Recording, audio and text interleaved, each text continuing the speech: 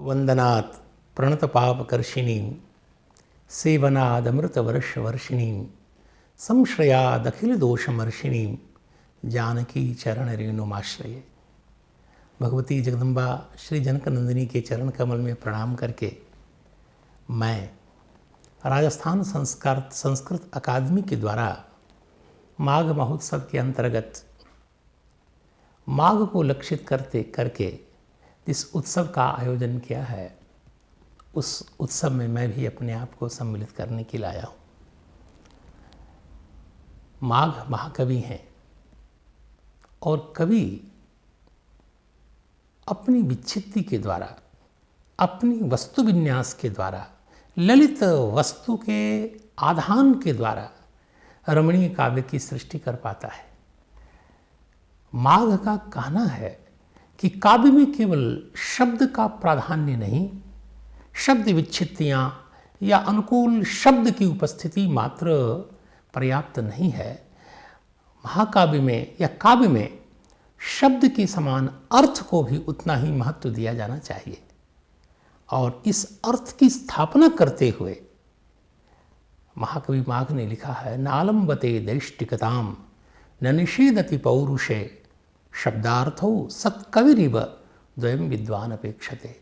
विद्वान शब्द और अर्थ दोनों पक्ष का आदर देते हैं और दोनों पक्ष को बराबर बराबर महत्व देते हैं। जैसे समझदार व्यक्ति केवल भाग्य पर आधारित नहीं होता, न केवल पुरुषार्थ पर आधारित होता है, भाग्य और पुरुषार्थ दोनों को समान महत्व देते हुए आगे बढ़ता है।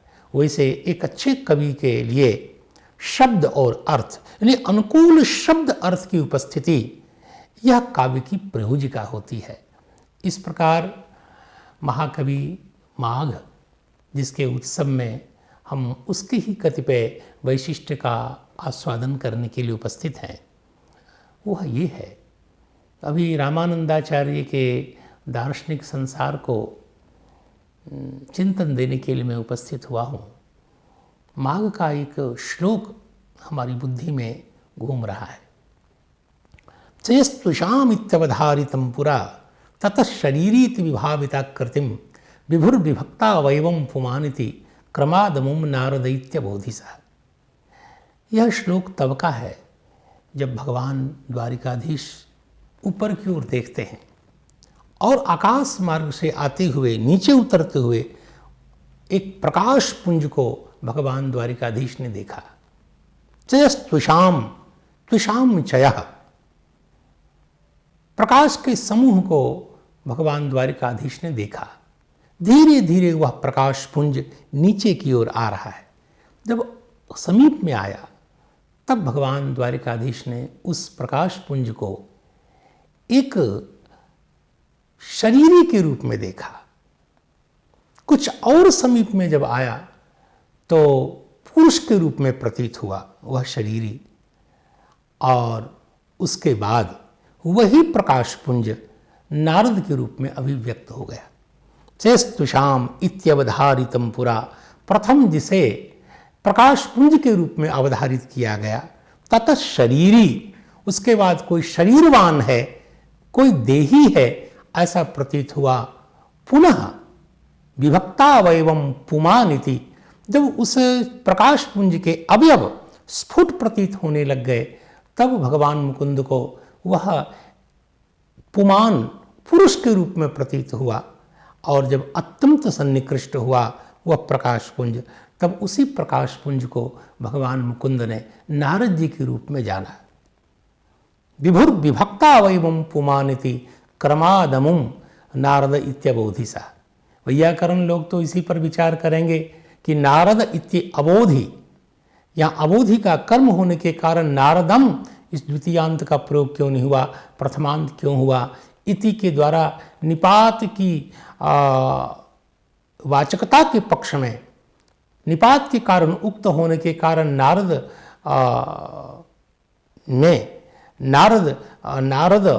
ऐसा प्रथमांत का दर्शन हो रहा है, जबकि अबोधि का कर्म होने के कारण नारदम ऐसा होना चाहिए। इस पर विद्वानों ने बड़ा शास्त्रार्थ किया। निपात के कारण उक्तता और उक्तता के कारण कर्म होने के कारण प्रथमा, किंतु हम उस शाब्दिक व्यापार में नहीं पड़ते हुए इस अर्थ पर विचार करते हैं। श्रीमद् भागवत महापुराण में एक श्लोक है, वह श्लोक सही में निर्गुण, सगुण, निराकार, साकार इन सकल विवादों के उपशम के लिए, अंतिम निर्णय देने के लिए वह श्लोक है। भागवत के श्लोक प्रथम स्कंद का ही वह श्लोक है। वदन्ति यत्तत्त्वविदस्तत्त्वं तत्त्वं यज्ञानमद्वयम्, वदन्ति यस्तत्त्वविदः, वदन्ति यत्तत्त्वविदः तत्त्वं यज्ञानमद्वयम् ब्रह्मेति परमात्मेति भगवानिति शब्दते। जिसे तत्ववेत्ता महात्मा अद्वैत ज्ञान कहते हैं, उसी को ब्रह्म कहते हैं, योगी जन उसी को परमात्मा कहते हैं और भक्त जन उसी को भगवान कहते हैं। अब आप देखेंगे एक ही अद्वैत ज्ञान तत्व, जिसको अद्वैत वेदांत में संबित कहा गया, अधिष्ठान प्रमा कहा गया, जिसमें समस्त नाम रूपात्मक जगत अध्यस्त है, ऐसा जो शुद्ध ज्ञान, क्योंकि अद्वैत वेदांत में शुद्ध ज्ञान अधिष्ठान प्रमा ही ब्रह्म है, ज्ञानातिरिक्त कोई ब्रह्म नहीं। तो वही शुद्ध ज्ञान कैसे धीरे धीरे धीरे विविध नामों से व्यक्त होता है, वही ज्ञान वेदांतियों के यहां ब्रह्म के नाम से जाना जाता है। वही ज्ञान, वही शुद्ध ज्ञान सकल विशेषण से रहित, सकल विषयों से रहित, निर्धर्मक, निर्विषयक जो ज्ञान है, वही ब्रह्म कहलाता है अद्वैत वेदांत का। और वही परमात्मा पद से जाना जाता है, अर्थात योगी जन जिसे परमात्मा कहते हैं, और वही शुद्ध ज्ञान भक्तों के यहाँ भगवान के नाम से जाना जाता है। ये माघ का श्लोक है। माघ के इस श्लोक के द्वारा आप देखेंगे निर्गुण निराकार और सगुण साकार दोनों की तात्विक एकता का निरूपण इस श्लोक के द्वारा किया गया।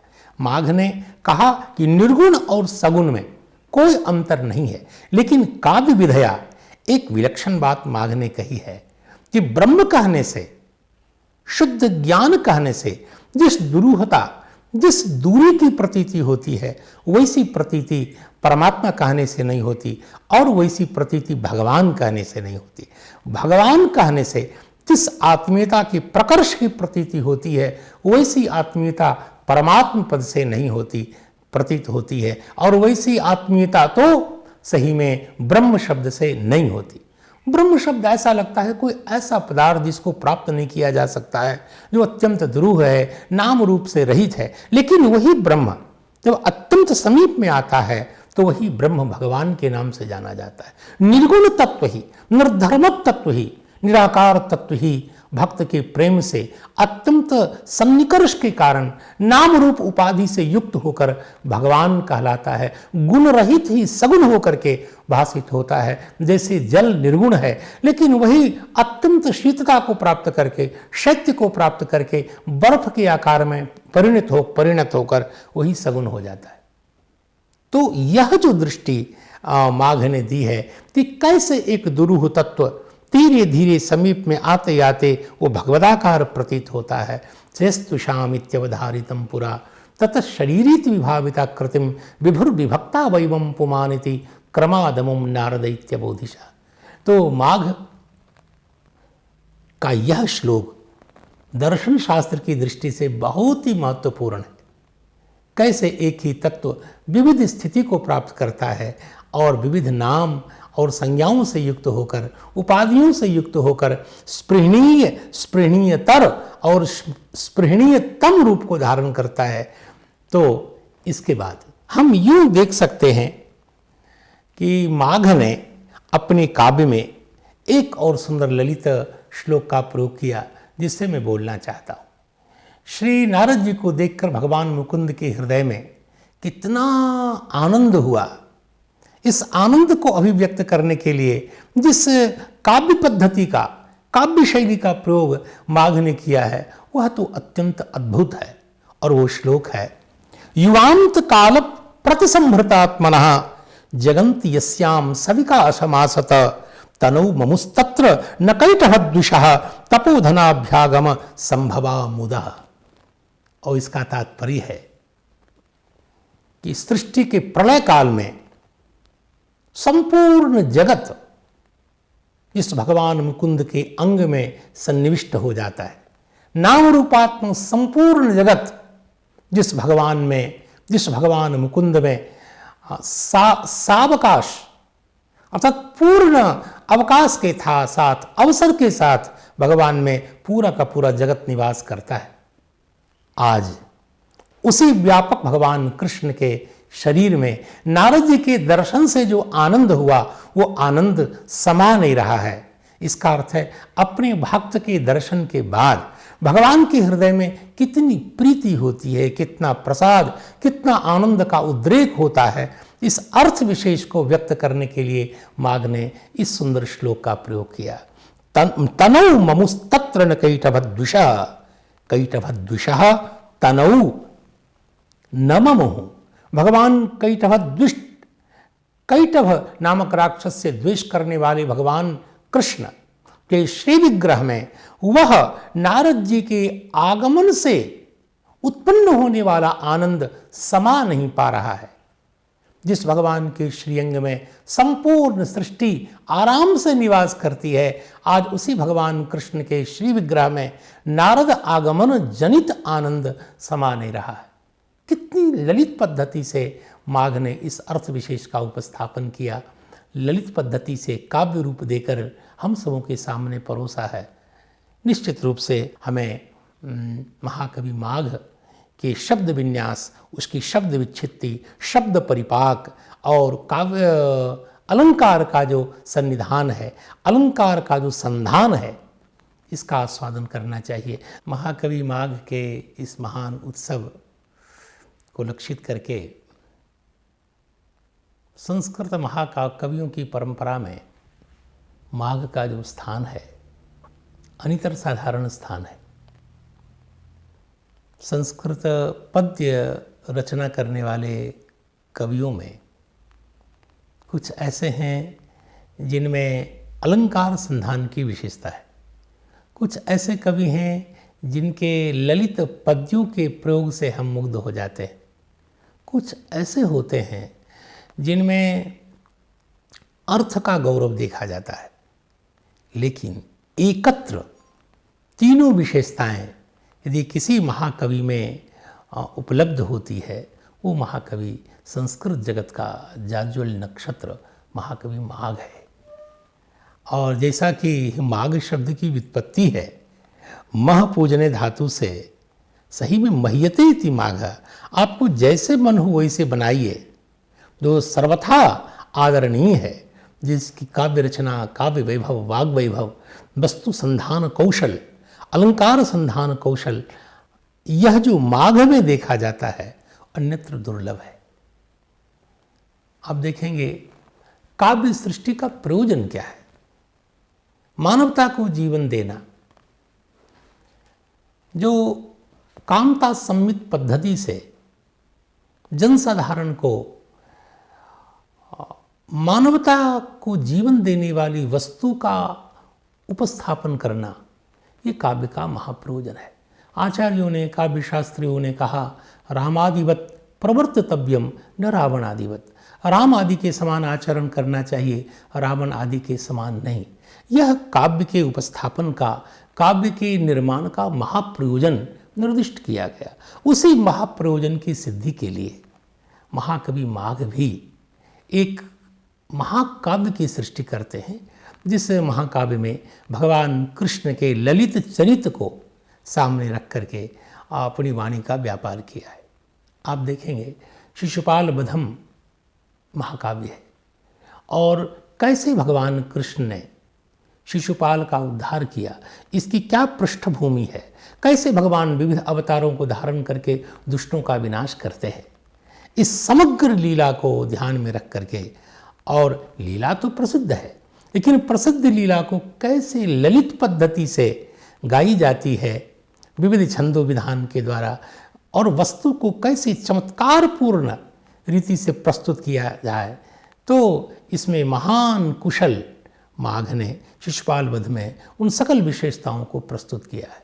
आप देखेंगे मधुरया मधुबोधित माधवी इत्यादि प्रयोगों में सुंदर सुंदर वर्ण, मधुरतम वर्णों का विन्यास किया है। और नालंबते दैष्टिकताम इत्यादि में आप देखेंगे शास्त्रीय उपमा, कहीं लौकिक उपमा या कहीं लोक सिद्ध उपमा का दर्शन आप करेंगे। इसी प्रकार कभी कभी मंजुल पद का विन्यास, कभी अर्थ का गौरव, तो तीनों विशेषताएं जो भिन्न भिन्न कवियों में देखी जाती है। कालिदास की उपमा प्रसिद्ध है। बाणभट्ट आदि जो गद्य काव्य के विशिष्ट कवि माने जाते हैं, उनके यहाँ भिन्न प्रकार की विशेषता है। दंडी में पदलालित्य देखा जाता है। भारवी के अर्थ गौरव को लोग बहुत समादृत करते हैं, लेकिन माघ में उपमा अलंकार का यथास्थान सन्निवेश देखेंगे, अर्थ गौरव का अवलोकन करते हैं। और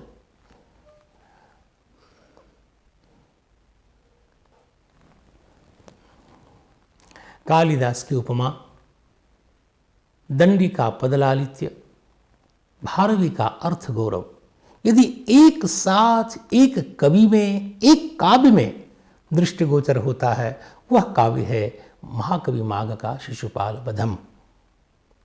तो जो काव्य का महाप्रयोजन है, उसकी सिद्धि विविध कथानक के माध्यम से, विविध प्रसंगों के माध्यम से महाकवि माघ ने प्रस्तुत किया है। और उन्होंने काव्य रचना के महान साधन को, उसकी सामग्री को, शब्द और अर्थ को बराबर महत्व देते हुए इस श्लोक का उपस्थापन किया। नालंबते दैष्टिकताम न निषीदति पौरुष है। जो विद्वान होते हैं केवल पौरुष पर आधारित नहीं होते, केवल दैष्टिकता पर विश्वास नहीं करते, वह पौरुष और भाग्य दोनों को बराबर महत्व देते हैं। ठीक उसी प्रकार जैसे कोई महाकवि केवल शब्द को महत्व नहीं देता, न केवल अर्थ को महत्व देता है, अनुकूल शब्दार्थोपस्थिति जो प्रतिभा कहलाती है, उस प्रतिभा के आधार पर अनुकूल शब्द और अर्थ दोनों की उपस्थिति को आदर देता है। ये माघ का डिंडिम घोष है कि केवल शब्द की विच्छित्ति, शब्द का वैचित्र, शब्द के विन्यास का जो चमत्कार है, वही काव्य में आत्मा की सृष्टि नहीं करता, अपितु उसमें अर्थगत चारुत्व, अर्थगत लालित्य, वस्तुगत वैशिष्ट्य होना ही चाहिए। तो अर्थ और शब्द दोनों मिलकर के ललित और रमणीय काव्य की सृष्टि कर पाते हैं। इस अर्थ विशेष को माघ ने उपस्थापित किया है इस श्लोक के माध्यम से। इसके अनंतर एक ललित श्लोक को हम देखते हैं, जो श्लोक निर्गुण और सगुण का समन्वय करता है, निराकार और साकार का समन्वय करता है।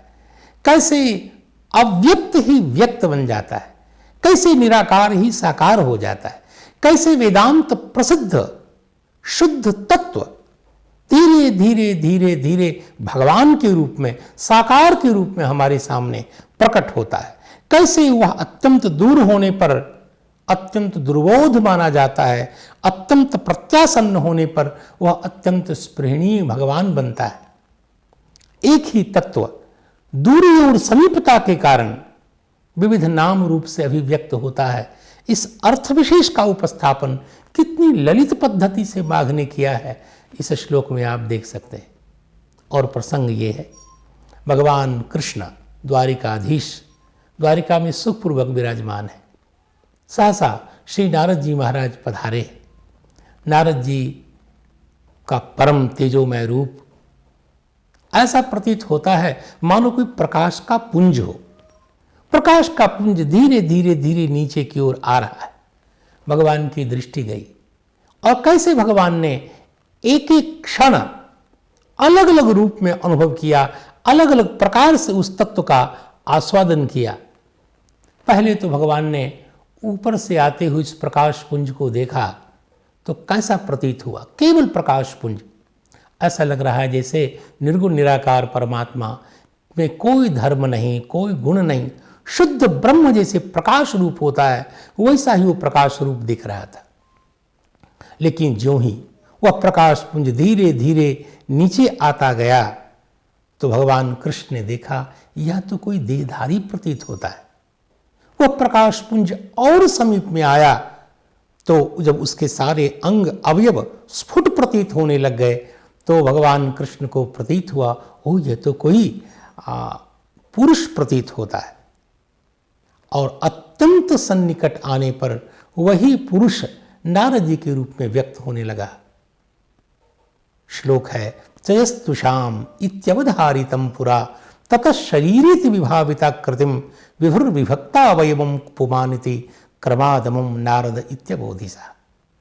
कैसे एक ही तत्व क्रम से भिन्न भिन्न नाम और अवस्था को धारण करता है, इसको व्यक्त करने के लिए, इसको प्रकाशित करने के लिए माघ ने जिस श्लोक का आश्रय लिया है, जिस पद्धति का आश्रय लिया है, जिस शैली का आश्रय लिया है, वो अद्वितीय है।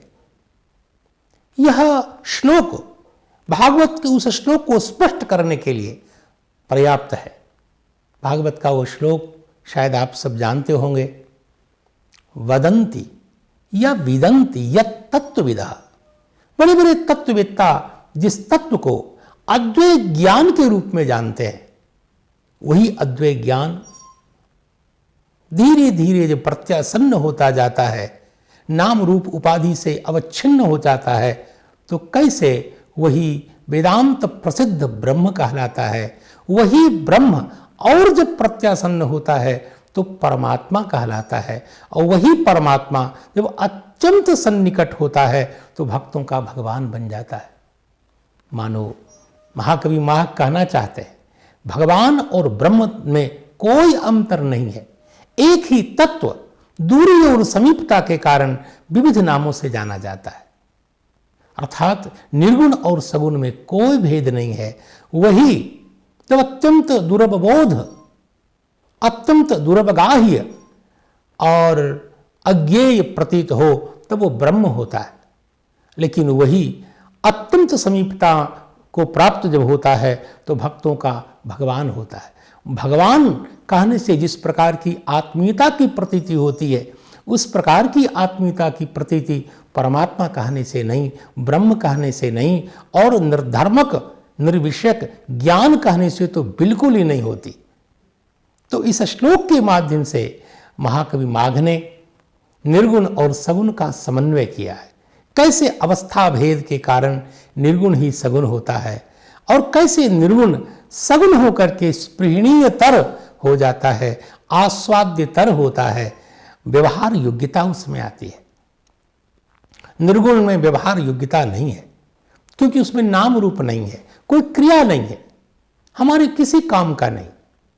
भक्त यदि उस निर्धर्मक परमात्मा को स्वीकार भी कर लें तो ऐसा निर्धर्मक परमात्मा क्या करेगा हमारा, क्योंकि गुण दया आदि तो गुण है, और जिसमें कल्याणमय गुण नहीं, कल्याणकारक गुण नहीं, ऐसे परमात्मा को लेकर हम क्या करेंगे। लेकिन वही शुद्ध ज्ञान, वही शुद्ध ब्रह्म, नित्य शुद्ध बुद्ध मुक्त स्वभाव वाला ब्रह्म, सकल संग से रहित, सकल विशेषताओं से रहित वही ब्रह्म जब अत्यंत समीप में अनुभूत होता है तो वही भगवान कहलाता है। वही सर्वैश्वर्य संपन्न होता है, वही राम रूप में, कृष्ण रूप में प्रतीत होता है।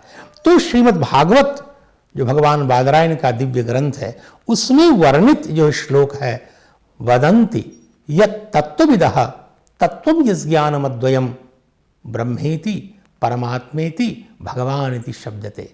इस श्लोक में भगवान बादरायण कहना चाहते हैं कि तत्व क्या है, अद्वयम, अद्वयम ज्ञानम एव तत्वम। अद्वय जो ज्ञान है वही तत्व है, निरुपाधिक वस्तु है, अनारोपित वस्तु है। वही अनारोपित वस्तु जब विविध उपाधि से अवच्छिन्न हो जाती है, विविध धर्म विविध गुणों से अवच्छिन्न हो जाती है, तो नाम रूपों से युक्त होकर वही स्पृहणीयतर और स्पृहणीयतम की दशा को प्राप्त होकर के हमारे लिए सुग्राह्य होता है। तो माघ ने एक श्लोक के माध्यम से वेदांत शास्त्र के जटिल आशय को बड़ी सुगमता से, सरलता से, ललित पद्धति से हम सबों के सामने रखा है। और सुलझा दिया उन सकल निर्गुण सगुण के विभेद को, विवाद को। तो ऐसे महाकवि माघ को हम प्रणाम करते हैं, उसकी काव्य परंपरा को प्रणाम करते हैं, उसके वाग वैभव को प्रणाम करते हैं और उसकी रचना के द्वारा संस्कृत साहित्य में उसके माध्यम से मानवता को जो जीवन प्राप्त होता है, उसकी अद्वितीय लेखनी व्यापार को हम प्रणाम करते हैं। इस माघ महोत्सव में आप सब सुधीजनों का स्वागत, अभिनंदन एवं मेरे इस प्रयास के द्वारा आपको प्रणाम करने की चेष्टा। नमस्कार।